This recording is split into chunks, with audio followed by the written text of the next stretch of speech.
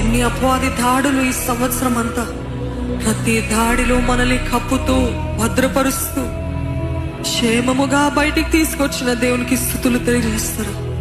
ఇంకా నేను బ్రతకలేను, నాకు చేత కావట్లేదు, ఇది నా శక్తికి మించింది అని ఎన్ని పరిస్థితుల్లో మనం అనుకున్నప్పుడు ఆయన తన ఆత్మ ద్వారా బలపరిచాడు కదా, ఎంతగా మనల్ని ధైర్యపరిచాడు కదా.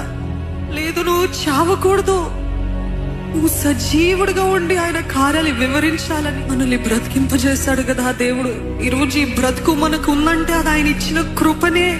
లేకపోతే ఎప్పుడో మన పరిస్థితులు చూసి మనం భూమిలో మృంగివేయబడే పరిస్థితి ఎదుర్కొండే వాళ్ళం.